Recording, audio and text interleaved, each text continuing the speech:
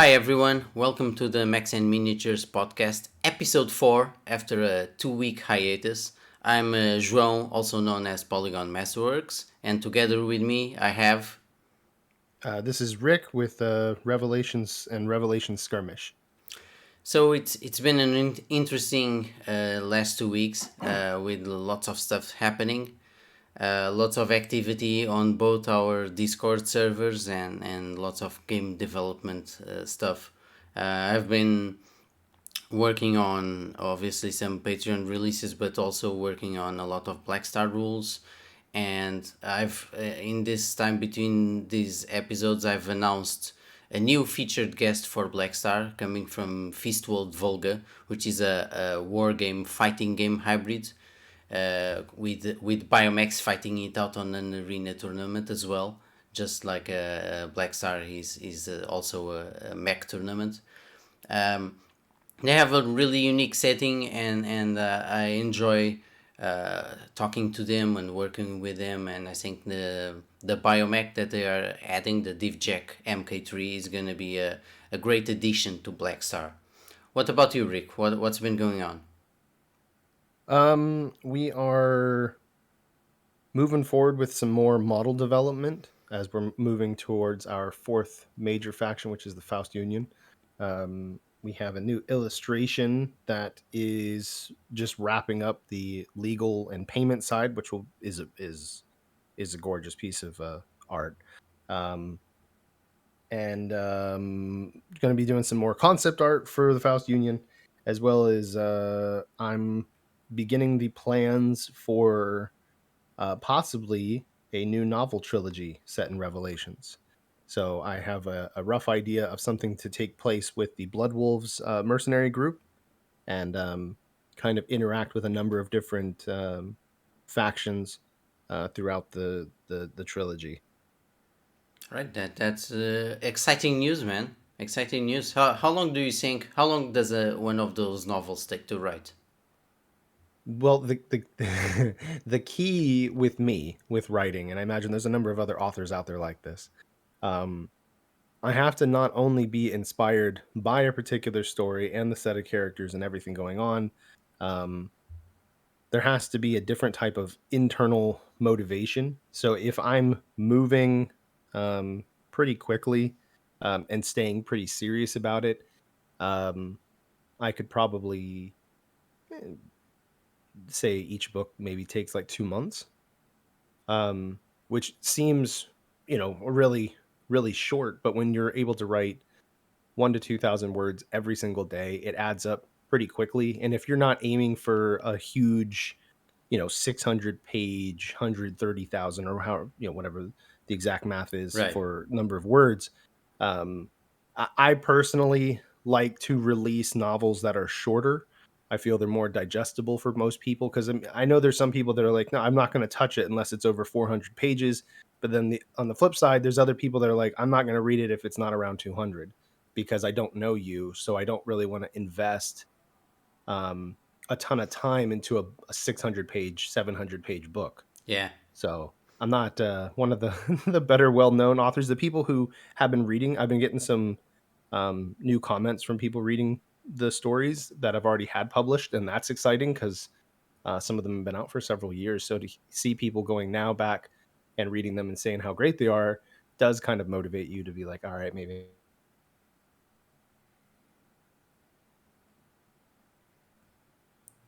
Rick, Yeah. you kind of dropped off there. Um, Oh, that's weird yeah. because I was talking. Right. It was. I think it's some of some interference from Blood Wolf's communications, man. Um, Yeah, a lot of people hate them, so maybe it's not good. not in the real world, but like in universe, Right. Right. It's they good. make a number of enemies. It's good to have enemies. It means you're doing something right, probably. Um, Yeah. but and do you plan on doing them like the three novels like back to back, or do you write one and then take a break and then go write another? With this project, I'd be looking at trying to just do them all straight through because all three are part of the same. narrative, and the reason that in a way that they're going to be broken up is because it's going to take place over a couple of years, so that way you can kind of have a time jump and not feel like it's so abrupt.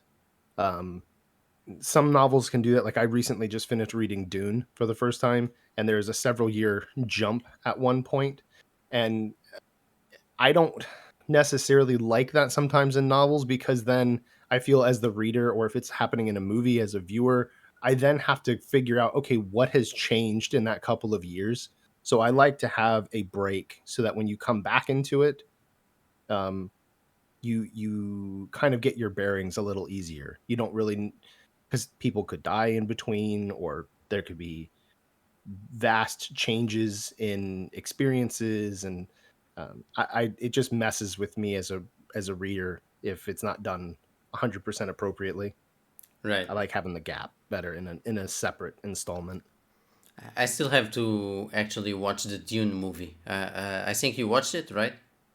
I actually just watched it for the fourth time last night. Don't- For the fourth time. Okay, don't spoil me. I really, I've really loved pretty much every movie that Denis Villeneuve has done. So I'm looking forward to seeing the movie. But Dune is actually like one of those things where it's. I've been on the periphery of Dune, and I've been playing some Dune games since like the 90s. You know, Dune 2 Battle for Arrakis obviously being like the major one that kickstarted a lot of the real time strategy stuff. And have watched some of the other adaptations of the material, but Dune is tough. It's tough. You know, I have the novel, and it's tough. So I'm looking forward to actually watching the movie. I'm guessing Yeah, no, you really like it since you've seen it already 4 times, right?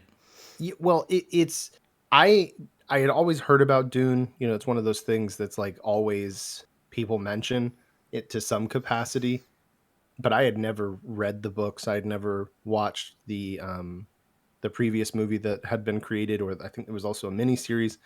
I had never consumed anything from Dune, and when the movie came out, I saw it, and I don't normally become like an instant fan with too many things, and this one definitely grabbed me. And it was, in a way, it what I loved about it was it kind of, as a creator, it gave me in a way, it gave me permission to do more things that I've wanted to do, but I wasn't sure if like readers were okay with it. So I've seeded certain things within Revelations lore and the novels that I wanted to explore more, but I was kind of apprehensive to have something go deeper, and then to see Dune, where if you read the book, he's got all these words that don't exist anywhere else. He's got all of this lore and history, and he doesn't baby you. Right. It's done in a way where you have to kind of figure it out as you're reading. I wouldn't maybe go quite so far as the way that Frank Herbert did, but the I guess permission to be like, you don't have to be like a first grade level. Like you can build your universe, and you can be mature about it, and you can be serious, and all these things can be interconnected, and people can like it, and they don't have to read 10 other novels first to get into it. Because I mean, when you start reading Dune, you just jump into the deep end in a way. um, and I think the movie was done incredibly well, and there are some changes from the book, but I think just about everything that they did in the movie, I don't think there's anything that I was like, that's a terrible way to do it. Right. So I think they did a phenomenal job of converting the book while still honoring it. I think it's different media. No, I haven't. I'm not of the opinion anymore, and haven't for a long time, that these things need to be like a one straight translation, because it's different media and stuff that, for example, stuff that works in a comic book doesn't translate well into one of the comic book movies, for example. So I understand when they have to like change things. They just have to keep they have to keep the core of the characters and the core of the story intact, because if they change that, then you're not actually, why did you adapt this material if you were going to change it so much? Then it stops being that material and it's only in name, you know. Yeah, right. And when I'm writing for Revelations, I'm actually trying to keep in mind what if this was a movie? What if this was a series? So I try to write in a way that it wouldn't be too hard to convert it, Right. just in case, because I actually do want to move into CGI animation at some point. I'd really like to be able to get into that storytelling method. And I've had people comment, thankfully, in a good way. I've had people comment that when they're reading, they're like, it really feels like this is like a movie. And I'm like, yeah, I did it. I wasn't sure if I could, but I did. Yeah, you want to have Michael Bay direct Revelations. No, Revelations no, 2. no. Michael Bay needs to stay far away. He's going to bastardize it. Return of the Fallen. No, And you have no, like, my childhood. and you have explosions and American flags every 5 minutes. My, no, but just try to get Denis Villeneuve on Twitter, man. His movies are great, man. Have you watched The Arrival? No, I don't think I'd seen anything else from him, but now I want to. Man, the Blade Runner sequel is a masterpiece. It's uh, maybe he could have cut like 10 or 15 minutes from the runtime, but it's like the he really set out to make a sequel to the original movie. You know, it's a slower paced movie. He captures the vision of Blade Runner perfectly, and the mood of Blade Runner and the existential anguish perfectly. It's a great movie, but obviously it's slower paced. It's a good companion piece to the original movie, so it kind of flopped in box office precisely because it's not a super fast paced sci-fi movie full of explosions and stuff like that, you know. But it's a great movie, and Arrival with Amy Adams is absolutely brilliant. You have to watch Arrival, man. You're gonna be blown away by that movie. All right, yeah, I Blade Runner has been on my list of things to get to, and then obviously the sequel. So I'm gonna have to check those out. You really have to, man. Blade Runner is one of my favorite movies, and I can't speak to people who haven't watched it. Okay, I'll put it on the list. But after all this Dune and Blade Runner talk, let's get to the topic of today's episode, which actually a good segue because we were talking about how hard it is sometimes to translate this stuff into other media, and we were talking about hand holding, not hand holding, and how to actually do it, how to bring your audience with you. And recently, in a different conversation, someone who doesn't really matter because this isn't about them, so don't feel called out. It's not anything about that. I was talking to someone, and they mentioned that there is for them a huge problem with trying to make a game because they think the rules and the sculpts, the 3D models, none of that matters. That it's so hard, so difficult, basically near impossible to get noticed in the tabletop gaming sphere. That unless you have like 50K followers on Instagram or a YouTube channel with 500,000 subs, to start selling your game, don't even bother doing it because you won't be noticed and no one will play it. And I thought it's obviously an interesting topic because you've had Revelations for a few years now, and I'm developing Black Star and it still isn't out. So not only do we have like different perspectives because you've been where I am right now, but we are both trying to do what he says is impossible. So what's your take on this, Rick? Well, I can't say with 100% certainty that my way is right. I can say that anything worth building is going to take time no matter what, and it's going to be difficult. This has been at times it feels like a really long journey, and then at other times you look back and you're like, man, if I would have been writing novels the whole time, I would have 25 novels at this point, or something like that. Or if I really would have buckled down and really focused on concept art and other visuals, man, we would have 500 pieces of artwork now to be able to market with. And you go and you ebb and flow through beating yourself up as a creator that you didn't do more. At least I do. I don't give myself a great amount of slack, but That's not a I bad thing. don't. Well, yeah, and that is just the way that I operate. But I don't think that in my opinion, I don't think that it's easy to translate a community. Let's just use the number 50,000 or 75,000 or 100,000 people that are following you, Right. and then convert them into a new community, essentially. Because if I created, for example, a BattleTech community and I was able to grow it to a point where there's 25,000 super active users. Well, obviously they wouldn't all be active, but I mean, I have a strong, healthy, thriving, warm community.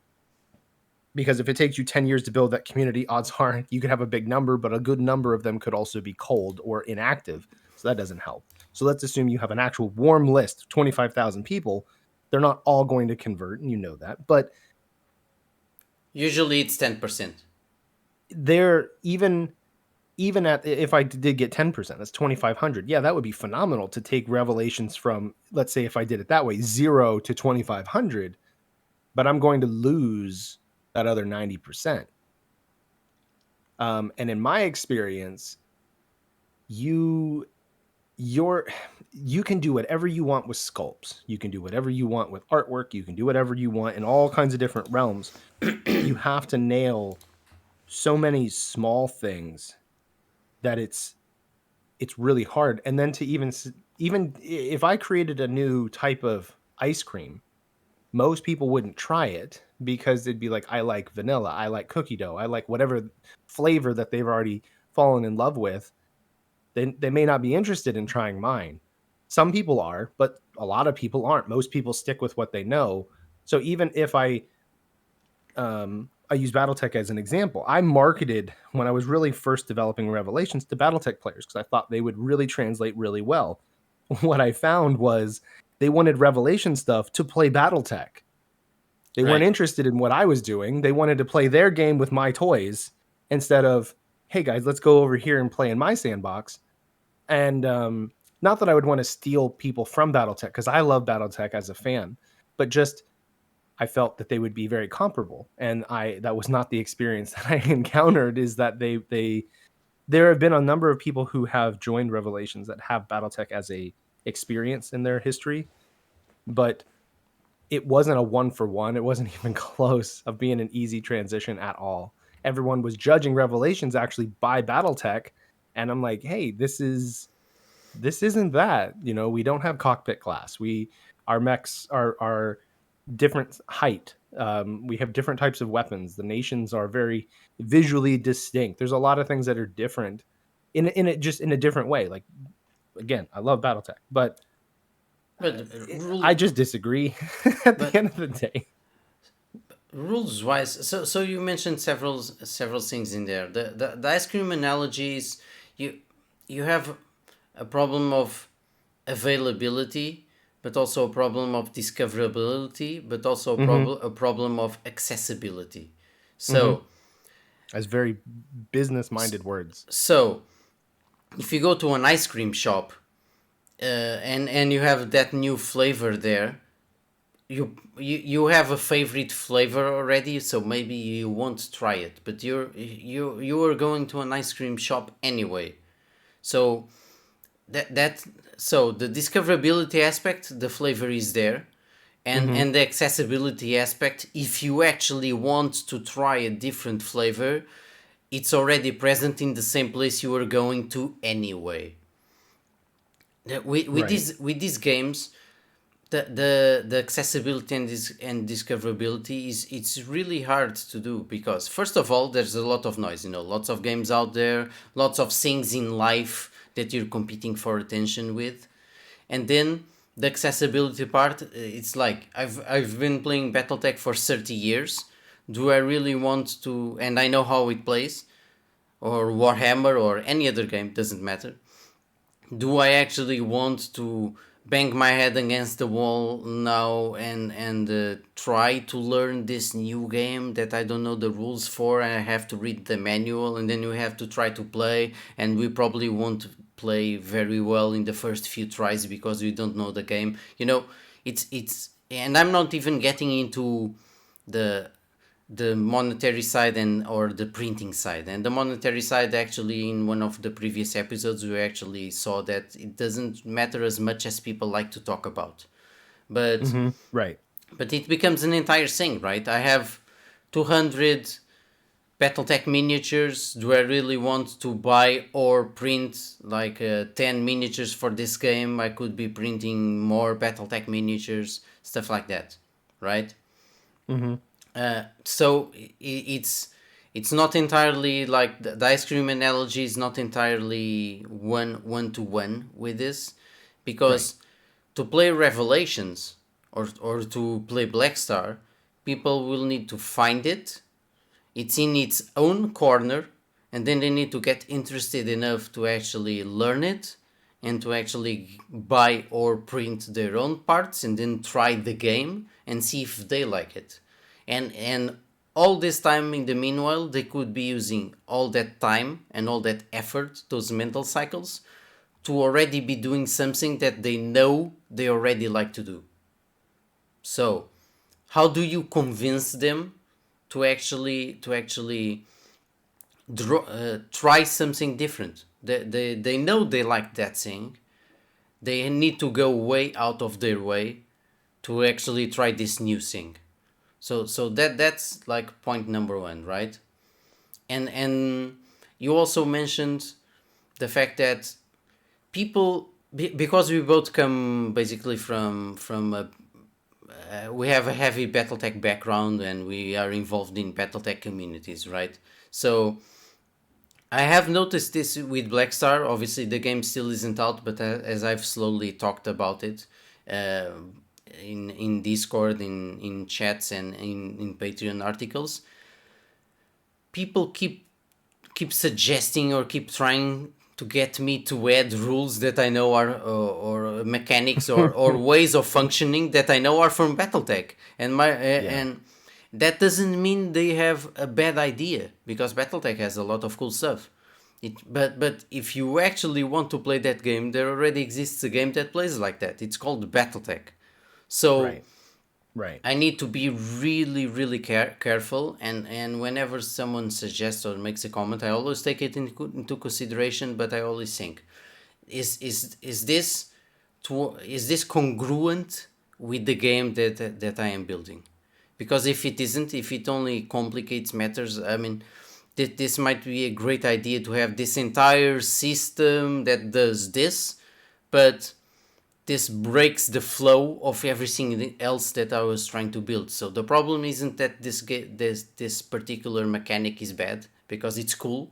It's just that it doesn't fit my game, and people keep trying to add BattleTech stuff in Black Star, and I and I've been finding it really funny.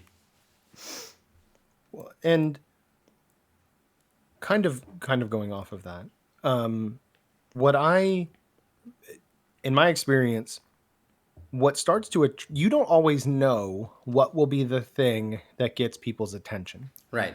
So I've actually been incredibly surprised when I do certain polls with my community to figure out new products or new direction to go in or course corrections.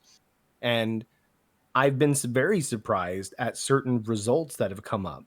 Sometimes on things that I didn't really think it was going to sway. I just put it as an option just to see. And um, what I've done with Revelations is in a way I said, well, what makes me different? Because when you're going out into the internet or into the market, you have to have a way that makes you seem different or your product different than what else is out there. So I was looking around. I'm like, okay, what's one or two things I can do really well? Well, I want Revelation Skirmish to be a combined arms game. There's lots of games out there that have combined armed forces, but the engines aren't always very they don't always mesh together super well. You feel like certain elements were added in after the fact, not part of the original development. So I'm like, well, from the ground up, Revelation Skirmish is going to be combined arms. It's meant to be played that way. You can play WarMechs only if you want, but to get the full experience, you need vehicles and infantry. Yeah, and you Um, actually had a small challenge with this when you started marketing Revelations, right? Because a lot of people thought it was a mech game, oh yeah, and 100%, and they yeah, still do. and it's not a mech game. It's a game that has mechs. Yes. But at the same time, you have to take advantage of the WarMechs because they're the eye candy Oh, yeah, and they get the people's attention. So I've made a big point in um the promotion to show them off because they're also the largest models in the game. But right. I do try to make a point of showing vehicles and infantry because I'm like, this is this is what it's about. And then when I write the novels, I'm not a marketing guru by any stretch. So with the novels, um, if there is a mech fight at different times, depending on the novel, there might only be two scenes in the whole book that have mechs Right. because it's not a mech driven thing. Eventually, I will um, actually, if I go forward with the Blood Wolves novels, those will be focused on a mercenary group. The main characters, at least maybe half the cast, will be Warmech pilots that will actually be in various combat situations because that's what that story is meant for. That one will probably feel more traditional to most mech fans, but that hasn't been my goal with the others. It's been character driven. It's been exploring the larger parts of Revelations. But with the other thing that I've been able to do to market myself differently is being involved with the community. As a smaller creator, and I see you doing this in your own server and your own post, we are able to be interactive with our community that other games like Games Workshop has no way to be able to do that. And But that's because these they've also grown too big, right? I think if one of us actually grew, I mean, the Games Workshop is gigantic, but if one of us actually like, imagine we gain like a huge following, it's like at a certain point it's gonna be really hard, if not impossible, to actually engage with the community in any meaningful way aside from the usual press releases, because how do you I don't 100% agree. how do you justify replying, and I've seen this actually with one person lately, how do you justify replying to like these five guys but not those other 22 guys that are just the same, that are just fans, but you can't possibly get to every message and Oh no. every Right. discussion, right? And I've been mentioned a situation that happened where the person really wasn't really replying much, and it's like they have like a big following, they even you can't assume it's evil or they are in a bad mood or something. It's like they can't possibly spend their entire time replying to everyone. So at a certain point, it's quote unquote a good problem to have because it means you're successful, right? But there will be a time, if you are successful, that it's going to be hard to engage with the community in that kind of way. I not being there, I can't speak from a point of experience, Right. but my intention would be that as I expand my team, it would be to encourage them to participate with the community. And we would probably get to a point where that becomes more and more difficult, but there's nobody out there doing that to my knowledge. I don't really know of anyone who's known for having amazing community interaction. And while you can't respond to every message, the community should know that you love your product as much as they do, or at least very, very similar, because they could be fanatical, and if for other team members, it's still a job. But there should still be a very clear message to the community, and honestly, doing community events regularly of interacting with a particular part of the line development. Interview, like you could do interviews, like we're having a conversation, but I mean, it would be just as easy for me to interview another person of the team and just say, hey, like, and have a conversation and Right. publish those and Yeah. respond to some of the comments. So there is ways to show that your community, that you care and you're not just there for the money. And this actually, you're talking about building a community around the game, and the initial question was like people that do it the opposite way, right? We're talking about influencers or gamers that have a big following on Twitch, or because um, the original question, which I'm gonna paraphrase now, is like, don't even waste time seriously starting something like a game if you don't have 50k followers or a YouTube channel with 500,000 subs to plug your shit. It's a waste of fucking time, and that's the original quote. So what? And I've seen this. I've seen this. This is basically comic book artists or indie devs or streamers or influencers, YouTube influencers, Instagram, TikTokers, stuff like that, where they gain a following basically for being themselves or just playing games. And then when they are big, it's then that they try to get like a clothing brand going or their own indie game going or some app for something or an energy drink.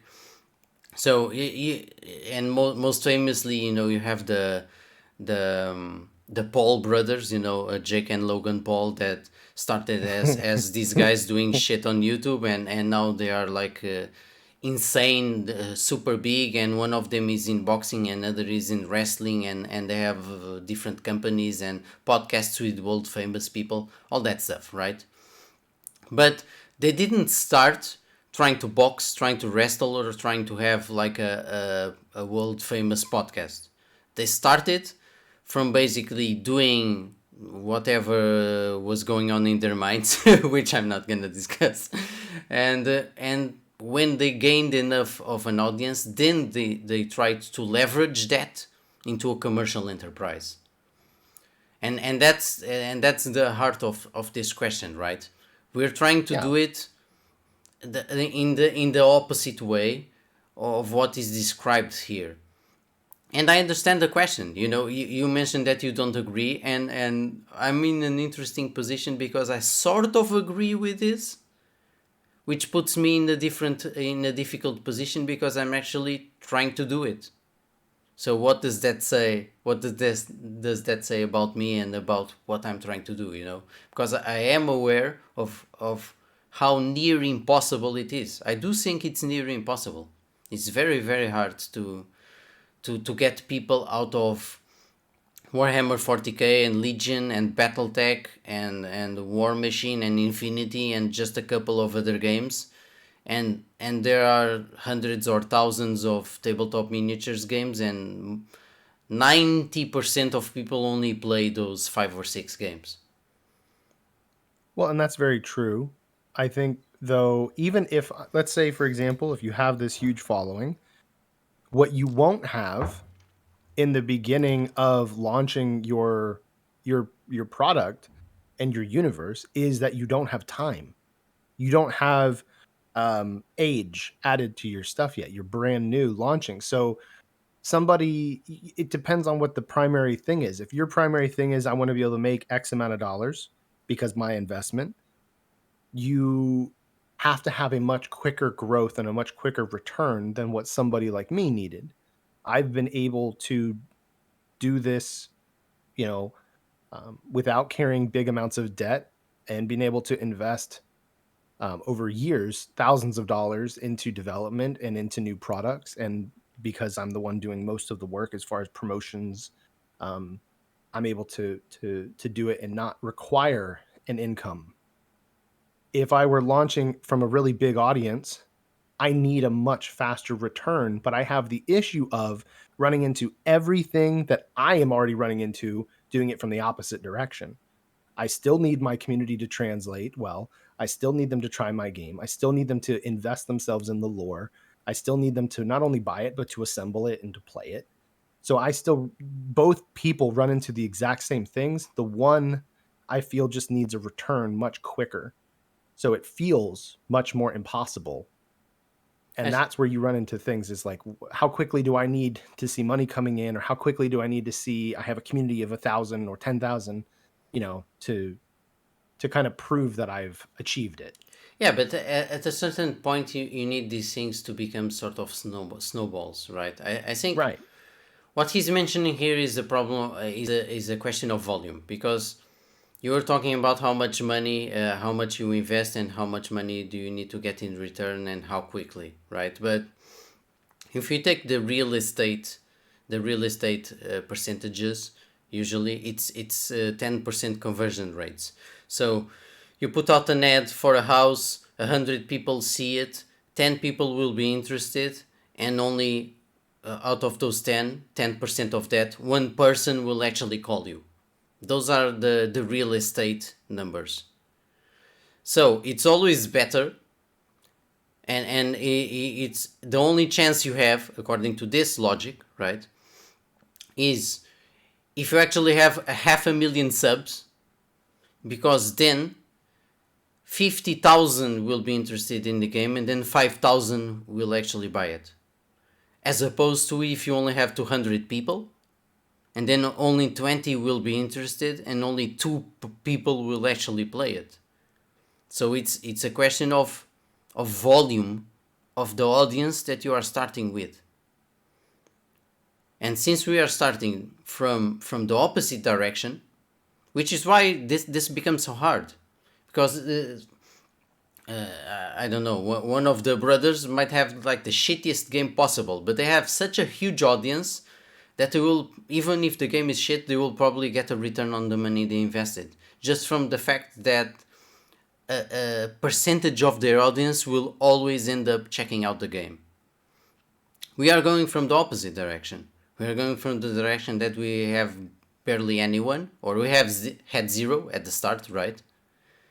So how do we get the game discovered? How do you get the game out there?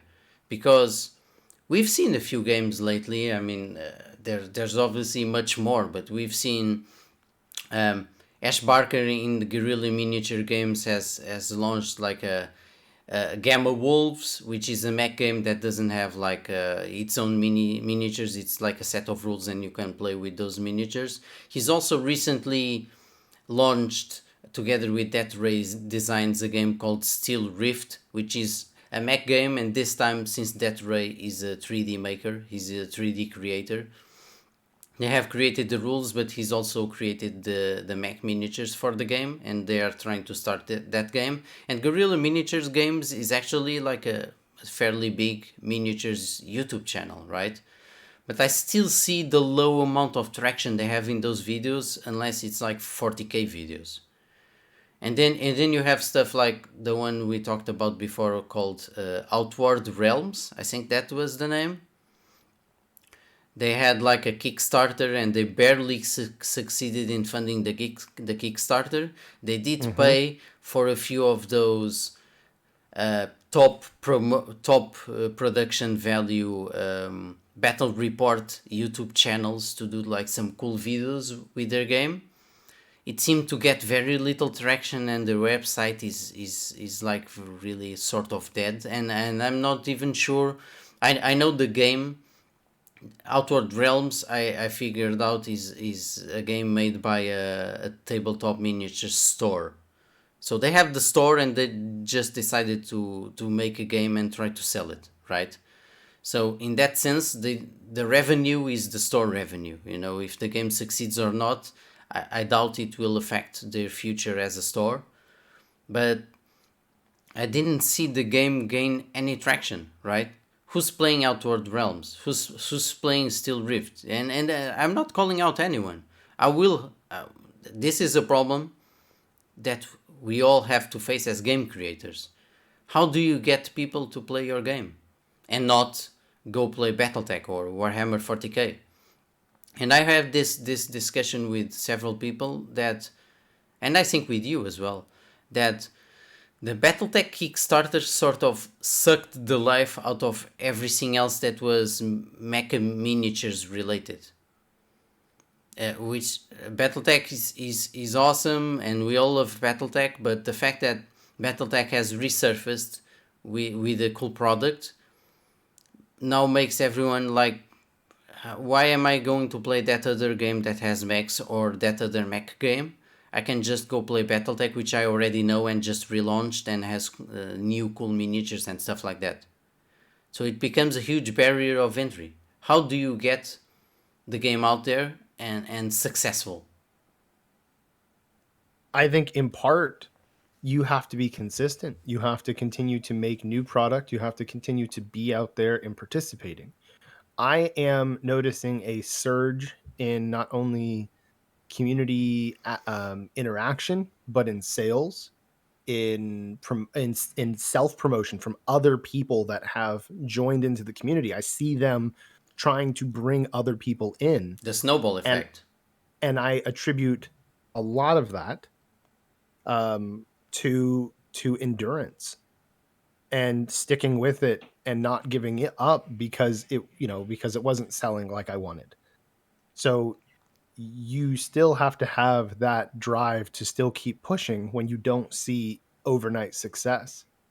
And every other game that hits the market, even if Fantasy Flight, Games Workshop, Privateer Press, WizKids Games, any of these other brands or companies that try to launch a new product, is going to run into the exact same sort of thing, convincing people to buy their stuff and play their game.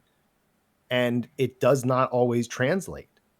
So No, you those, have to yeah. stick with it and be able to endure long enough to get people interested, because some people have to see something 10 times, 20 times, 100 times before they're like, okay, all right, I've seen this enough. I want to at least investigate this further. And then maybe you get them to bite and buy something, or they're like, this really isn't for me. But at least they've gotten to that point where they felt like, okay, I need to go and look at this now. I've seen enough. I've heard enough, you Yeah, know. that's how you got me interested in Revelations, because I kept seeing it, and I saw Sunderhead painting models.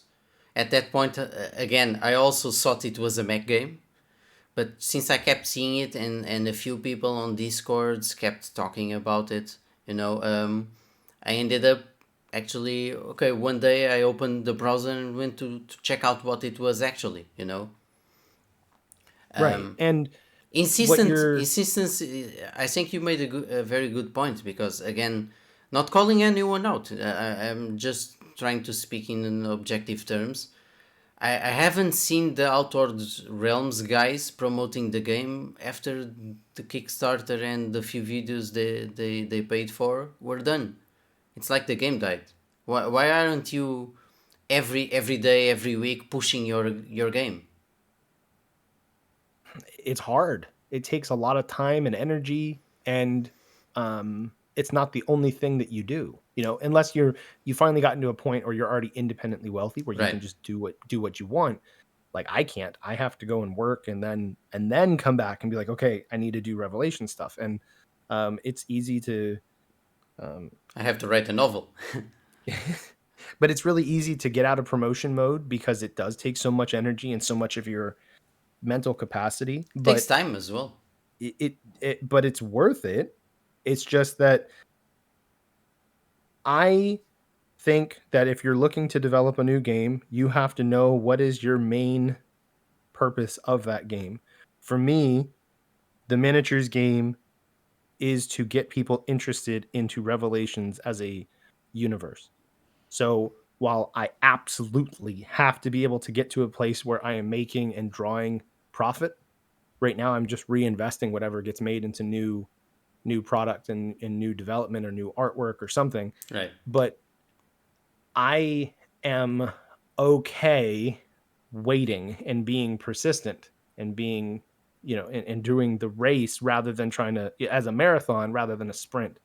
So and in a way, I'm probably more stubborn than some other creators, or I don't have the same pressure. Although there is pressure, like I can't just do this for 80 more years and not draw anything out of it. But I believe in it, and have been willing to stick with it even when it didn't look like it made any sense.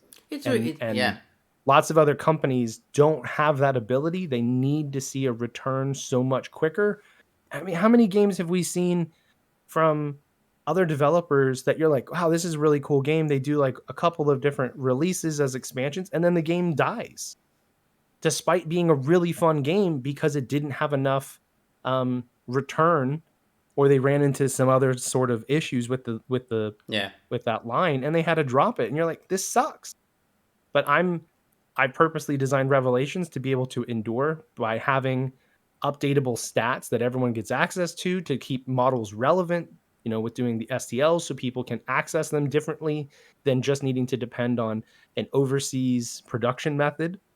yeah, I'm trying to do things that show my community not only, and by at this point, anybody who comes and looks up Revelations will see that Rick Graham has been at this for several years now, so that they know that, okay, he's at least semi-serious to keep going. I feel safer putting money here because he's not going to just bail because his Kickstarter failed, which happened to me. So, right, right, right. because a lot of people, they might really like what your setting is and what your game looks like and how it plays, but there is going to be that, because they know in the back of their mind, I need somebody to play with. I have to convince several of my friends, or I have to go to a local gaming store and try to build a community. Like, we all get that as players.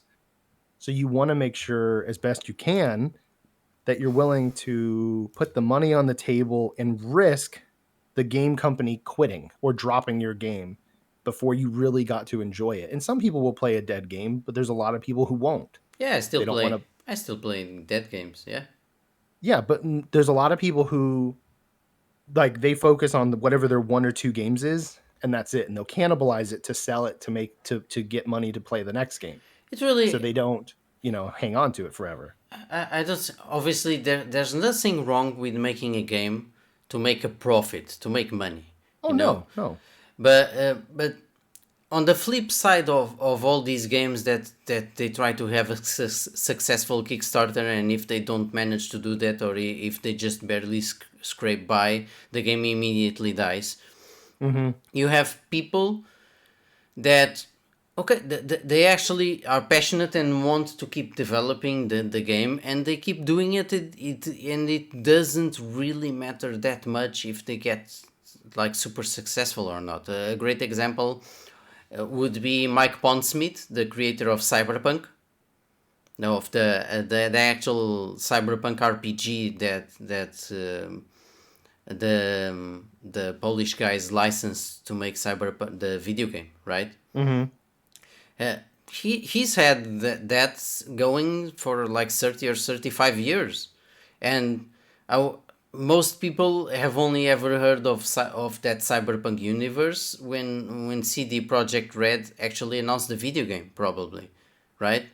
And he's been in a lot of different places. He was like a designer at Microsoft Game Studios as well over the years, so he's done other stuff. But regardless if his Cyberpunk universe sold 1,000 copies or sold 50,000 copies, he's always kept it going, and every like 10 years or something like that, he updates the game, right? So, are you in it? Are you actually in it for the long haul? Are you actually trying to Mm-hmm. promote your game? Are you actually out there every day, every week? And it can be a huge grind. Sometimes you don't feel like actually doing the promotional post and all that, but you can't put your hand in the sand and think, I'm gonna put this out there, it's gonna immediately blow up, because only great stuff blows up immediately, and if it doesn't blow up immediately, it means it failed, and I'm gonna close the game down. Because there's plenty of success stories even in Steam Early Access, that they just start doing it and then they start building a community. Right. And it's just a different, when it comes back to the question, it's a difference of opinion. I don't, but I'm coming at this from, some people will say, okay, well, Rick is just passionate about Revelation, so he's going to push himself beyond what is fiscally responsible. or feasible for certain people. Maybe, Right. but I'm okay with that being a label for me, because I'm hoping that it translates to people see that I'm consistent. People see that Revelations is continuing to push forward, is continuing to develop new things. I mean, um, it's Obviously, someone that looks at the Revelations doesn't know that, but they, just but they might.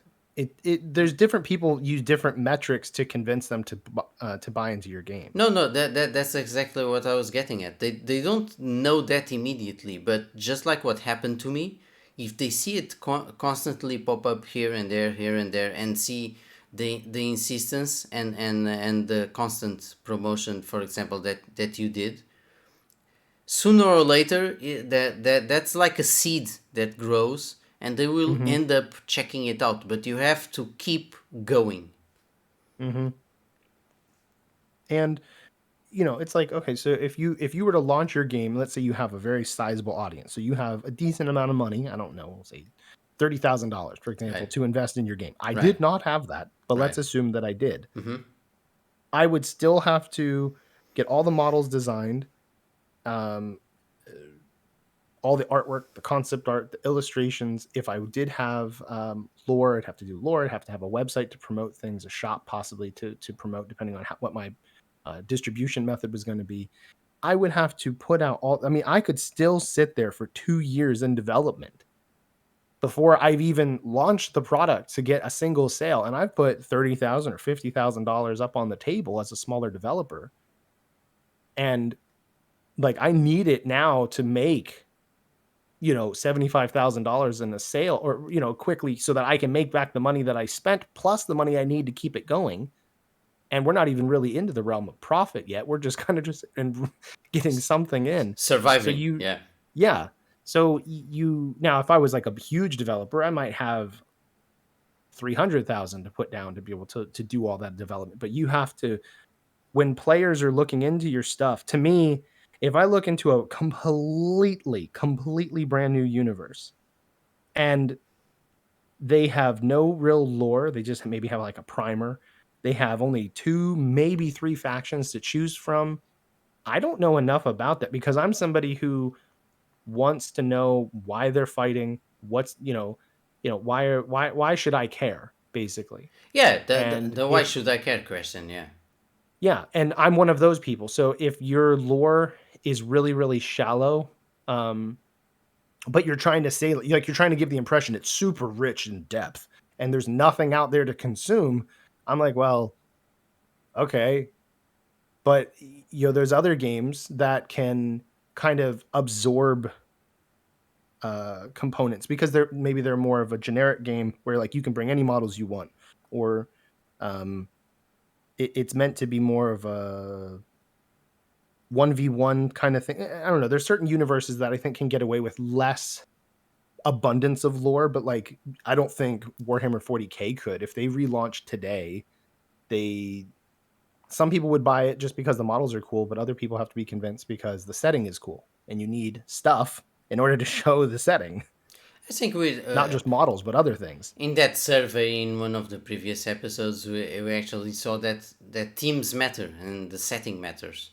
People do Mhm. care about that stuff, obviously. If you have cool miniatures and cool artwork, obviously that helps, but that cool artwork is also reflective of the setting, right? So you need to have really thought about that lore aspect, right? That story aspect. What is this game universe? What is this universe? What are these characters? How does this all work? What are you trying to talk about? Because I've read a lot of fan fiction over the years, particularly BattleTech fan fiction, and it's just an excuse to have like mechs blowing up, right? But when you go check the stories that interest us as readers and as people, they always have deeper themes. They always have. Spider-Man isn't just about like a guy punching people and throwing webs at the face of people and cracking a few jokes. Spider-Man was a story about someone that was alienated by his peers in high school, and was sort of an introvert, and then gained incredible powers, and how does that affect someone that isn't accepted by society? So if you think Spider-Man is about like some flashy visual effects in a Marvel movie, that's not what Spider-Man is about. Which is, I still say, which is why that train fight sequence in Spider-Man 2 from Sam Raimi is still the best Spider-Man action sequence of all time, because through the action all the teams that of who Spider-Man is are there, and it's much better than than Marvel throwing three Spider-Man at the screen in this latest movie, because it needs to have substance, right? It can't be just flash. I agree with you. I I'm someone that, like, I love awesome action scenes. I love the combat aspect of things, but there has to be a much deeper reason as to why are they there, and who do I connect with that I'm rooting for.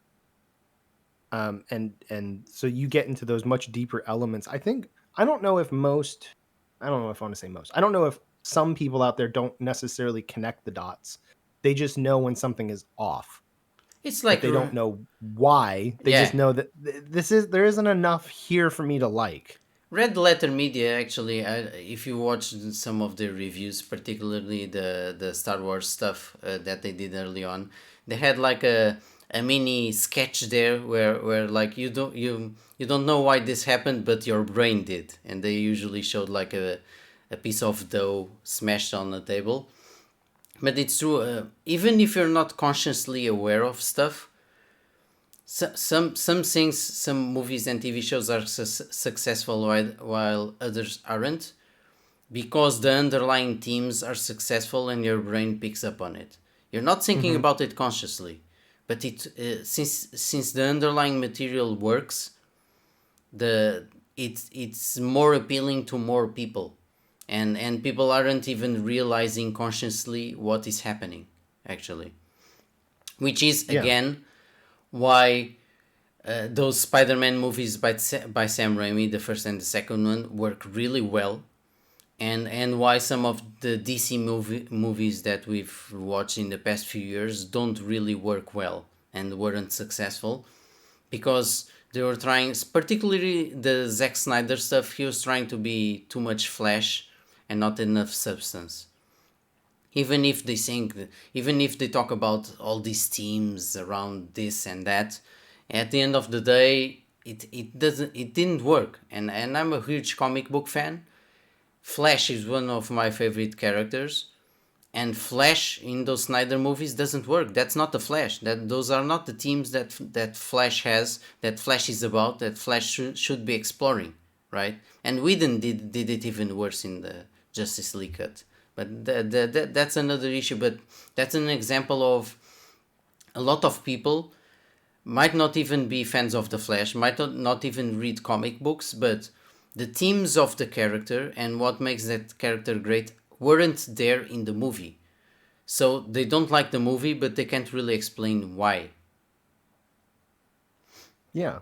And what I have discovered as a creator is that there is so much that goes into the development side, but then when you get to the marketing and the release, and you're hoping that a community begins to form around you, and that you have this fan base that grows and you can market to directly, and you realize when you're looking around at other developers, other small developers, and you're like, okay, why did this Kickstarter campaign get $20,000 for what is essentially a single model, but it was just done with concept art. Like, they didn't even see the model. Why did they back this? Or why did this other game make 150,000 or $1 million in backing? And you're like, how did they get that? And I'm over here struggling or whatever. Yeah, There is an element of um, there's whatever convinces people that you're something worth investing in. And it's not even always able to be observed, in my opinion. And there's different things where like I saw there was a game right when I was launching my first and then my second, because I did it back to back right at the beginning of COVID. I launched my Kickstarter for Revelation Skirmish. There was another game going at the same time by another small developer. I don't think they had ever done anything before, so we're very comparable, but their theme was very different than mine for miniature gaming. They were able, while my numbers began to reduce due to people needing to, they were getting laid off or they needed to buy toilet paper. Like, they didn't know what was going to happen. So people were very nervous in that time. So my campaign went past success. And by the time it reached the end, it had reached not funded, not backed, because it dropped below the threshold. And while I looked at this other developer, and they kept hitting stretch goal after stretch goal after stretch goal after stretch goal. And I'm like, what is the difference? I mean, the themes were different, but like, how did they keep going? But now with time, I can look back and I can see that they had, while they were hugely successful in terms of, definitely in comparison to me, they have run into issue after issue and delay after delay after delay. While I went right into, I launched a pre-order to do Revelation Skirmish independently. I said, you know what? If Kickstarter's not going to work, let's just do pre-orders on our store. And we launched, and then we were able to fund the game, and we're now coming up on 2 years of being around as a game. Yeah. So just because you see someone get an instant success in terms of sales or a community, it doesn't mean that they're actually going to be able to do the race and stay in the marathon and not just run into problems and delays and then fold. And they still have not released all of the stuff. So we're coming up on 2 years for them of being fully funded, and their game is still completely stagnant. They're going to lose every bit of momentum that they had. Everything is lost, right? And if they do actually finish the game and do actually launch it, they're going to have to restart everything to get that going, while I've been able to kind of just keep going and doing incremental improvements and releases and keep, it's just a more of an encouragement for someone out there who's like us, that, are starting from more of a zero position. And do I think if I were more well known and I launched a game, yeah, I think that would help. I'm literally starting as a nobody with a new universe with a company that no one knows about. I have 3 major strikes against me. Yeah. So you just have to be persistent. But have you figured out what you're doing like super correctly in that Kickstarter?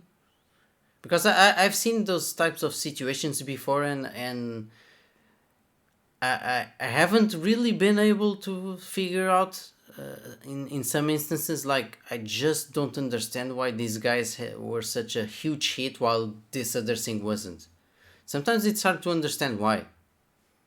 Yeah, I mean, a lot of it, at least with Kickstarter, is going to come down to how shiny your stuff looks and how polished it looks. Gone are the days of lots of people wanting to support small creators, in my opinion, and some people will adamantly disagree with me. But if you don't come in looking like the shiniest jewel, you're not going to raise that much money. Yeah. So you have to look like you're actually a much larger developer. And what irritates me immensely as a small creator is when you do see games like, or companies like Privateer Press coming in and using Kickstarter, they suck up so much attention that small developers have to fight 100 times as hard, that they just release something. And I know that they're doing their own marketing, their own development. They're running through the same check boxes that I would be. They just have more people involved. That is a real hot topic for discussion, because I've had these discussions before where I was like, particularly, and this doesn't relate to tabletop games, right? But I saw harebrained schemes fund Shadowrun and then fund the sequel and then fund Battletech, and I'm like, these guys are why are they sucking the air out of smaller developers? Like, I understand they needed the money for the first Shadowrun game, but then they started selling and then they have multiple sequels. Why are they still coming to Kickstarter to fund their games? They are sucking the oxygen out of people who actually needed the money, because they don't actually need the money to fund these games. They could, with the profile they have and the sales they have, they could either self-fund it or find private investment. But they're still coming to Kickstarter.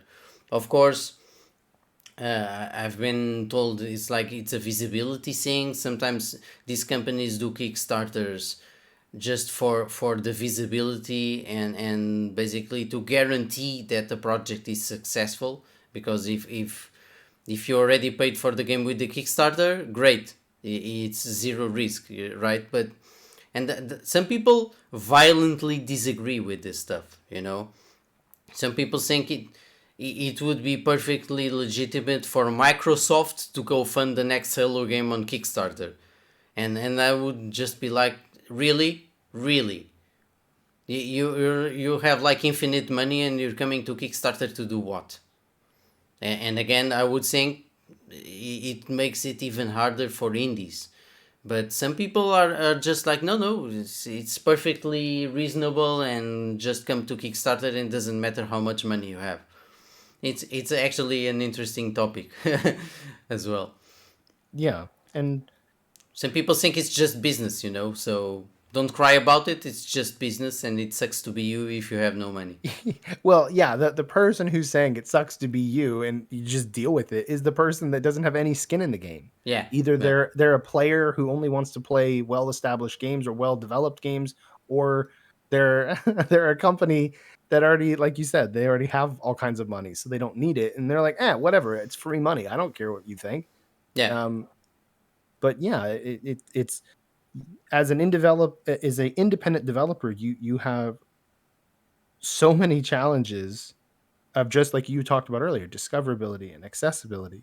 And that's why I chose, and I know with Blackstar you're doing the same, of having the STLs available to players, because this creates an accessibility that Yeah. Games Workshop cannot compete with. Not right now. They're nowhere able to compete with the, literally, I don't have to leave my home and I can just make more stuff. Yeah, you need resin. Yeah, you need a printer. Yeah, there is a different sort of accessibility issue for people who don't want to print. Well, I can sell the physical print, so you can get it. And I know with Blackstar, you wanted to have other people do that so that you didn't have to Yeah. worry about it, but it's still available to people. But having the rules available for free. Okay, now you don't have to hide that behind a paywall. Having stats available for free. It's not behind a paywall. Like, people can access Revelation Skirmish very different. I want people to feel convinced that the game is worth investing in by the time they decide to pull the trigger and buy something, as opposed to, well, I guess I'll buy the starter kit, read through things, and see if it was worth it. I can't compete with these other big players, these other big guys of how they can release things and just basically stick their hand out and say, yeah, it's $50, please, for you to check out the rules. I can't do that. Yeah. So I can't compete their way. So I have to kind of do more guerrilla marketing and figure out sneaky ways to give people a reason to look at my stuff, and then empower them in a way to check it out with basically no investment on their part other than some time to just look it over. You have to reduce the barrier of entry. You have to reduce logistics, which is a part of that. And if you're trying to compete with these huge companies using their business model, it's gonna be an even more uphill battle, which happens with a lot of board games and tabletop games on Kickstarter, right? They jump through all these hoops. Yes, we're also going to manufacture in China. Yes, it's also plastic injection molding. Yes, we're also gonna have like a pretty box set, etc., etc., etc. And then it's like you run into all these problems. A pandemic happens, and shipping costs go way up, and production costs go way up, and you're fucked basically. And that huge amount of money that you raised on Kickstarter is now short. So not only do we have to explore different avenues of distribution, we also have to hit the marketing as indie developers that don't have money to promote. But we also then have to have flashy stuff, and as indie developers that don't really have a lot of money to hire like top artists. And obviously we have different perspectives because you're more of an author, a writer, and I'm an artist. So even in that sense, our games are coming from different sides. I've mentioned several times I'm trying to make Black Star as eye appealing as possible to try to capture people's attention, and then they can go find out the rest. But ultimately, you have to hit all these marks, which again makes it really hard to get noticed and makes it really hard to have a successful game. But like you mentioned, success is relative. It depends what your goal is Mm-hmm. for what you are doing, right? Mm-hmm. Right. So not only do we have to answer, people need to be able to answer the question, what does your game do differently? Like if I just have like small miniatures and a lot of tactical gameplay and lots of different parts and 7 rule books each with 200 pages and every single possible scenario calculated and damage locations and directional damage and all this stuff, then I go play Battletech. My game needs to do something different. It can't Mm-hmm. be Battletech. Right. Obviously that's not the only thing that again we need to hit all the marks. It needs to be different, it needs to do something unique, it needs to do it well, we need to market it well, we need to have good art, we need to have good miniatures, we need to solve the distribution problem. It's everything put together, right? So I don't think it's impossible, but I do think it's really hard to do. But again, depends on the objective that you're trying to accomplish. I am with Black Star and Polygon Masterworks. I am trying to live just from this and not have to work doing other stuff. And obviously, the Patreon helps immensely with that. Yeah, I obviously want to get to where I'm doing this full time, and I have other people that work for me full time, even if they're remote working. Right. And yeah, I agree 100%. You have to hit all the same marks as anybody else does, but you have to at the same time show people why you're different and why you're worth investing in, why you're worth the time and the money and everything that goes with that. And I think that you still, like I said, you still have to have, to me, I have to see that there's more than just one starter kit, right? Like these people get to Kickstarter and they're like, okay, we have our starter kit. Here it is. Now you can play our game. And maybe they hit a couple of stretch goals. So there's a couple of expansions. Now, unless it's like a board game where it's self-contained and I don't ever need anything else. But if it's a miniatures game, I know in the back of my mind, well, what other factions are you going to come out with? What other models, what are you going to do to improve this game and expand this game? Not that it could be amazing in itself, but I'm going to probably want more if I really like it. And when you're first starting, you don't have those answers. You can say, well, we're going to do X, Y, Z, but you haven't shown it yet. And that's why people overpromise as well, right? Well, yeah, you see that like we're trying to get this small game funded as indie guys, competing basically using the same kind of business model as Games Workshop, and we're promising 125 miniatures with which all need to be manufactured in China and modeled and all that stuff, and I'm like, yeah, it's funded, but you guys are killing yourselves. It's funded, but you're not going to make any money from this. So and then they give up, and then the game dies. It takes so long, and they get delayed so much that the game comes out like 3 years later. No one cares, and no one plays it. Right. Yeah. If nobody ends up at the end of the day, if it took you so long to finally make it to the market and nobody's interested now, you're starting back over. And you didn't make a profit. And you didn't make a profit after those 3 years.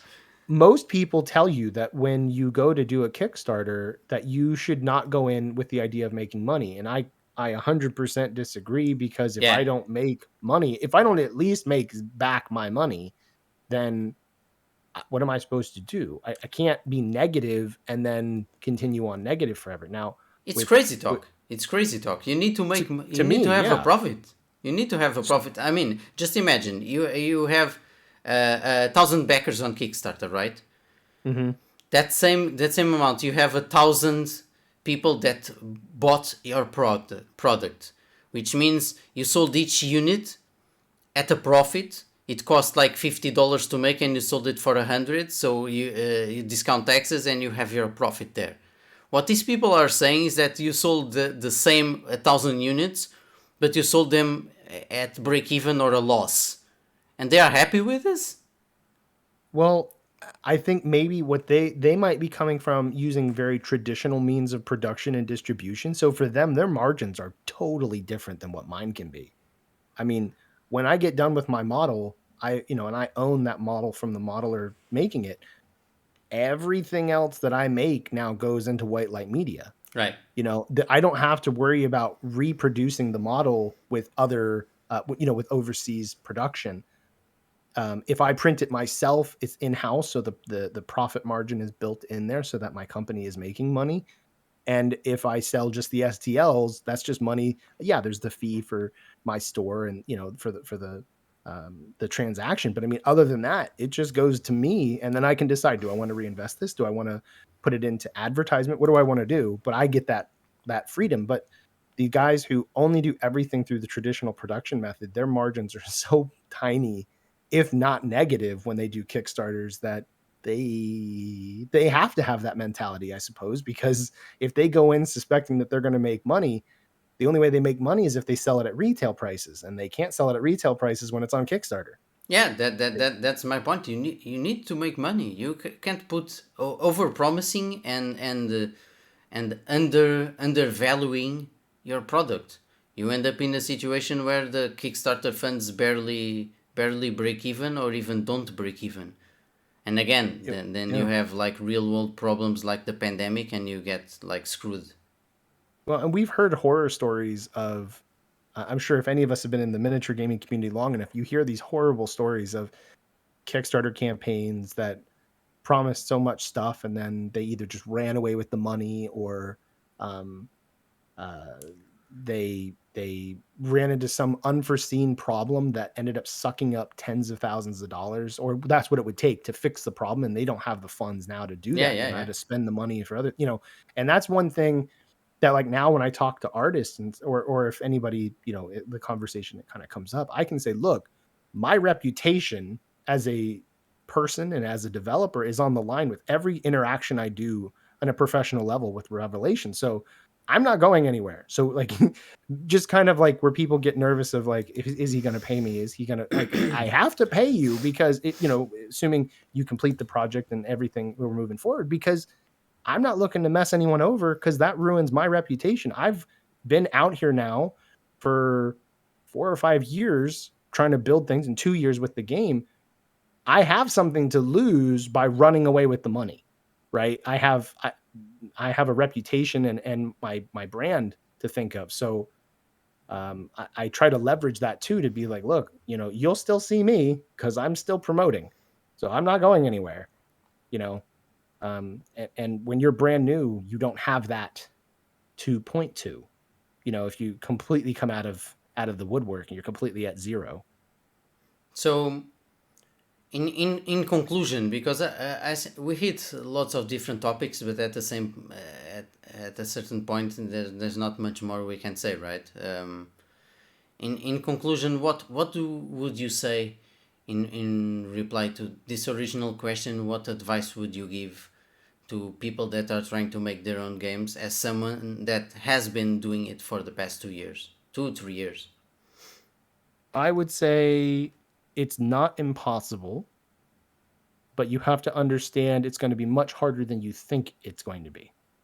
And that might sound like I'm talking out of both sides of my mouth. I'm not. I'm somebody who looks at things from a very realistic, some people would say pessimistic outlook.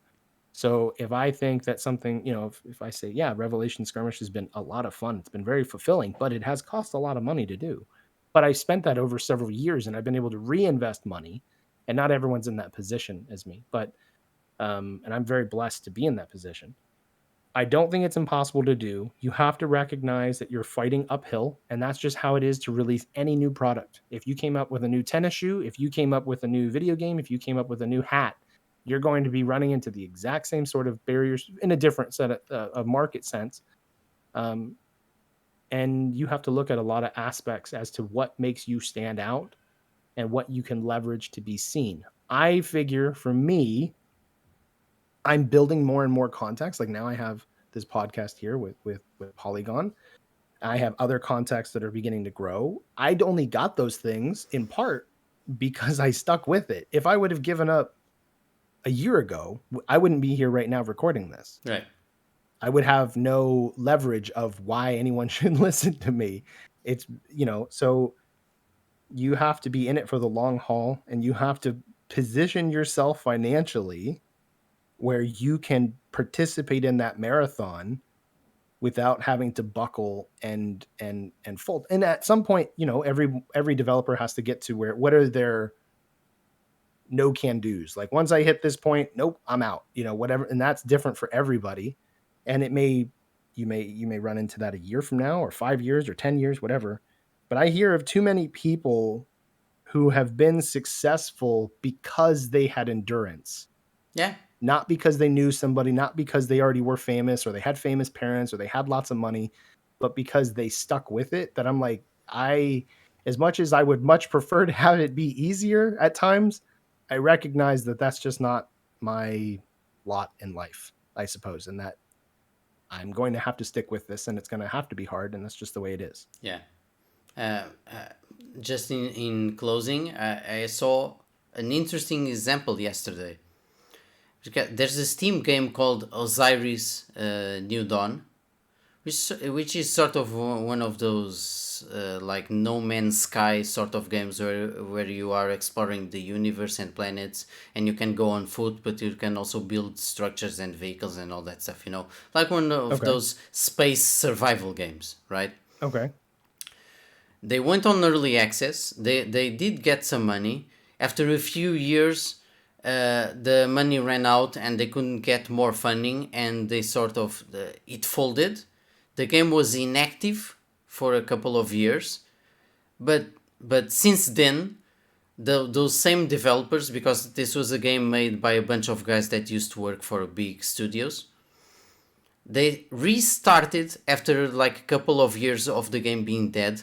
They restarted developing the game, and they are now putting out updates every month.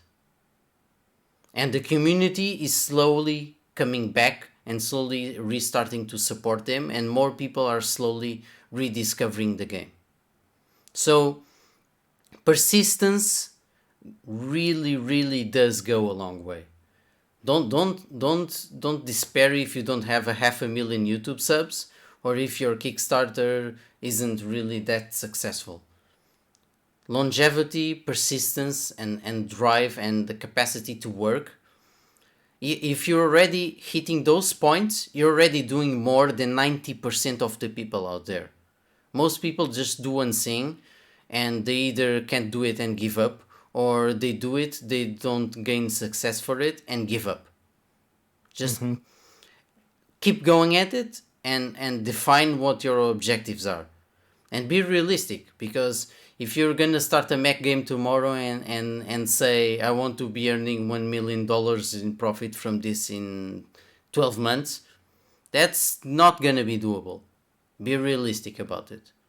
And realize that hope for the best but plan for the worst sounds like a cliche, but it really is useful.